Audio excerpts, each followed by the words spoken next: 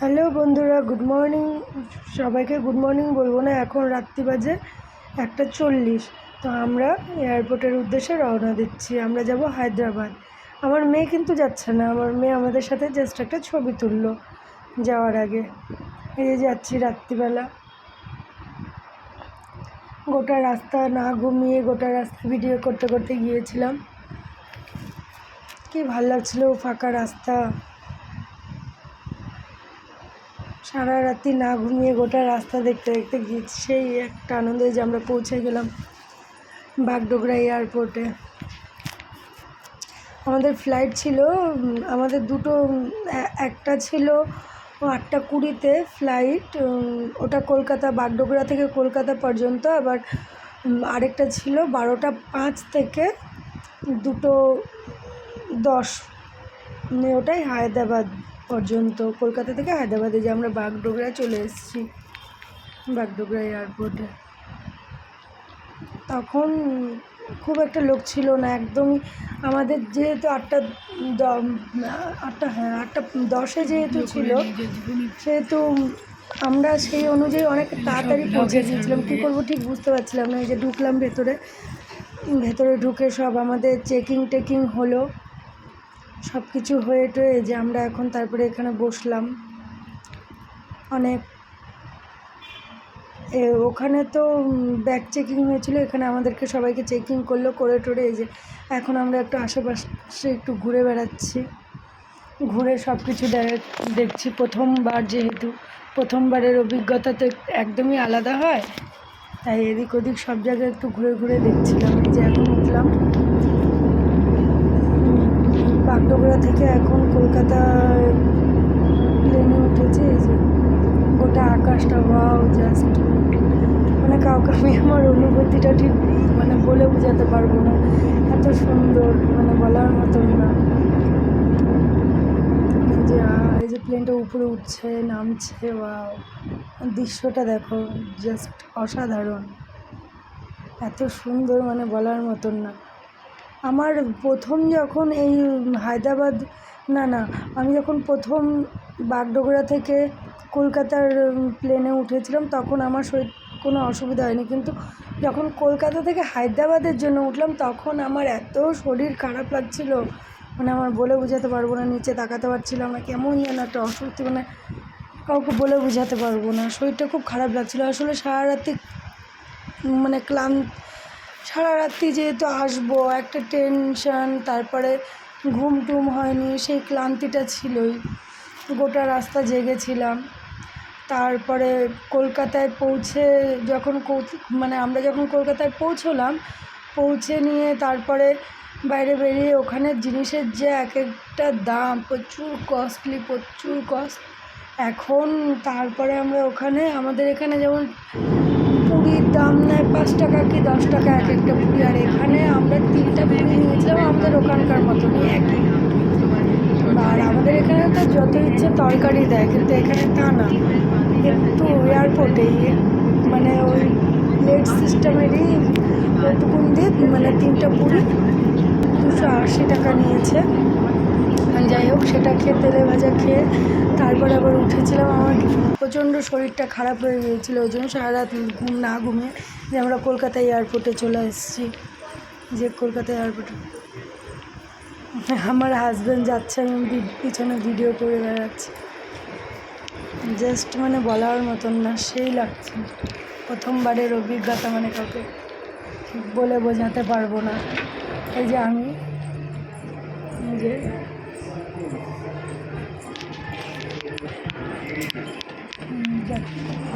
যাচ্ছি আমি 2 বাস লিখে ওখানে মনে হয়।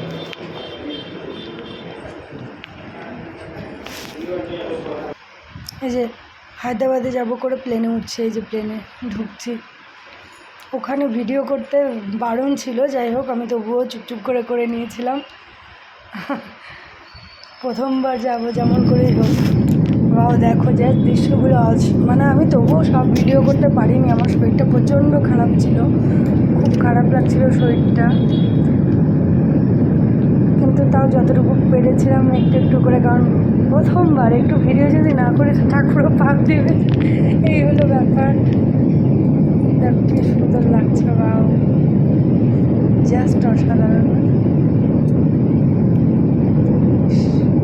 আমি ওই নিচে তাকিয়েছিলাম, আর এখানে তো কিছু নিচে বোঝা যাচ্ছিলো না, কিন্তু আমি যখন বাগডোগরা থেকে কলকাতা পর্যন্ত আসলাম টোটাল পুরো ম্যাপটা বোঝা যাচ্ছিলো। আমরা যে ম্যাপ ভূগোলের মানচিত্রে করতাম সেই টোটাল ম্যাপটা একদম স্পষ্ট বুঝতে পারছিলাম। তো এখানে তো বোঝা যাচ্ছে না। আরও যখন উঁচুতে উঠেছিল তখন তো শুধু মেঘ আর মেঘ, মেঘ আর মেঘ, আর পুরোটা নীল আর নীল আর সাদা। আমি যখন প্রথমে উঠেছিলাম তখন ভাবলাম যে এত ধোঁয়া কেন, ধোঁয়ার মতো। পরে বুঝলাম না এগুলো ধোঁয়া না, এগুলো ফার্স্ট যখন উপরে উঠলো, আর আমার তো প্রচণ্ড ভয় লাগছিলো। নাগরদোলার মতন, আমি তো নাগরদোলায় উঠতে পারি না, ভয় লাগে। নাগরদোলার মতো মনে হচ্ছে উপরে একবার উঠছে, একবার নিচে নামছে, একবার উপরে উঠছে, মানে কী বলবো, বলার মতন না। সেই এফেক্টটা কি ভালো লাগছে না দেখতে।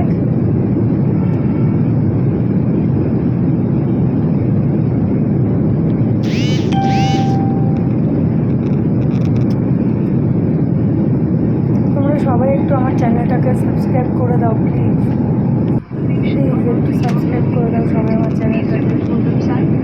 দেখো দেখো, জাস্ট সুন্দর, দেখো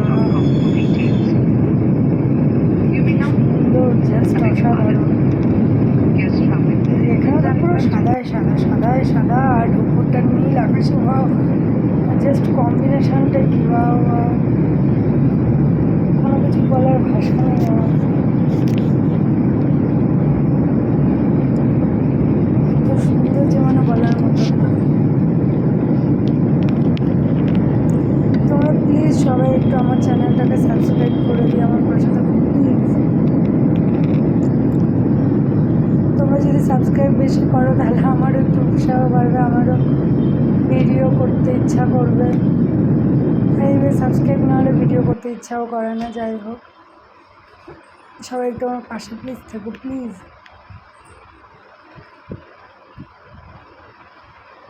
এখানে এসছি হায়দ্রাবাদে অসুস্থতার কারণে, এখানে টোটাল চেক আপ করানোর জন্য এসেছিলাম।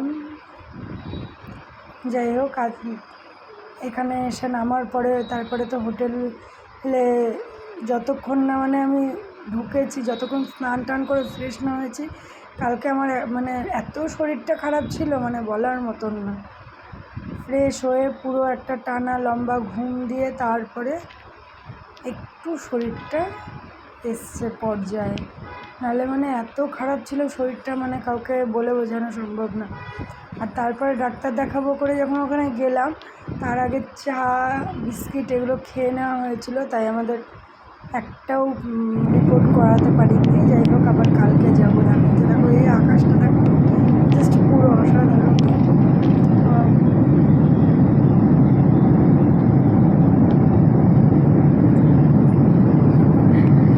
ভালো লাগছে না দেখতে। আমি তো তাও ভিডিওগুলো ঠিকঠাক করতে পারিনি, শরীরটা খারাপ লাগছিলো, তাকাতে পারছিলাম না, পুরো চোখ বন্ধ করেই এসছি।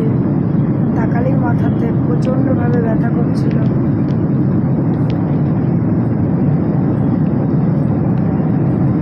যখন নিচে নামলো প্লেনটা তখন মনে হচ্ছে পুরো ভেতর থেকে না কি একটা শুকিয়ে গেল নাগরদোলা। বা দেখো দেখো দেখো দেখো, ওয়াও, সুন্দর না, পুরো মেঘে ঢাকা, সাদা আকাশে সব কিছুর কম্বিনেশন জাস্ট মানে ভাবা যায় না, এত সুন্দর।